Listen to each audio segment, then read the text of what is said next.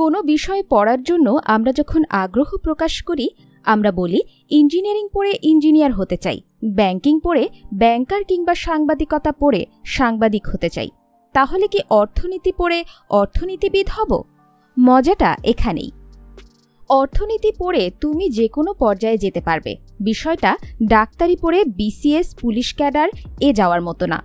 সত্যিকার অর্থেই অর্থনীতি পড়ে অর্জিত জ্ঞান যে কোনো ক্ষেত্রে কাজে লাগাতে পারো।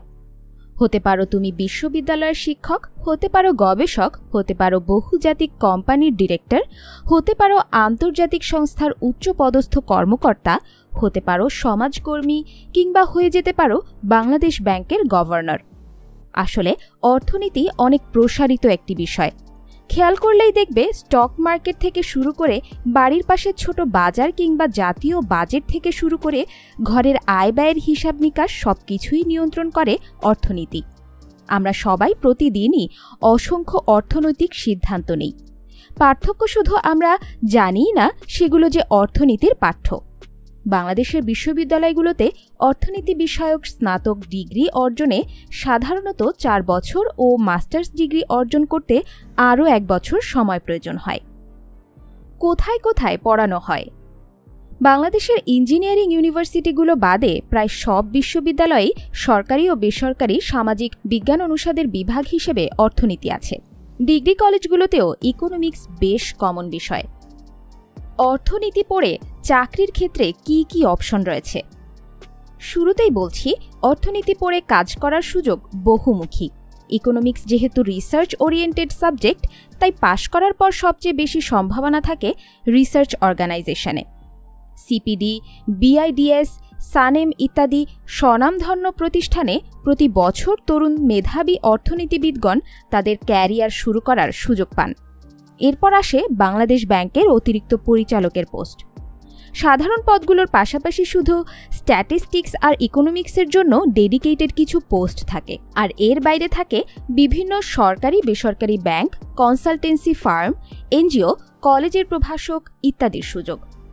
এছাড়া বিভিন্ন আন্তর্জাতিক সংগঠন যেমন বিশ্বব্যাংক, এডিবি, আইডিবি, আইএমএফ ইত্যাদি অর্থনৈতিক প্রতিষ্ঠানে রয়েছে চাকরির সুযোগ। আর বহুজাগতিক প্রতিষ্ঠানগুলোতে ফিন্যান্স অ্যাডভাইজার সহ অন্যান্য গুরুত্বপূর্ণ পোস্ট তো রয়েছেই।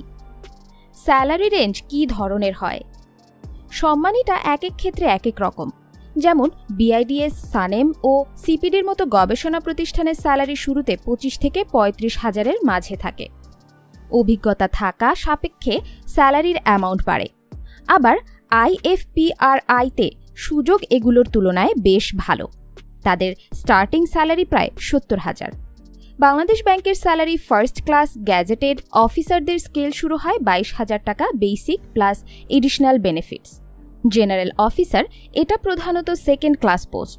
এর স্যালারি স্কেল মোটামুটি 18,000 থেকে শুরু হয়।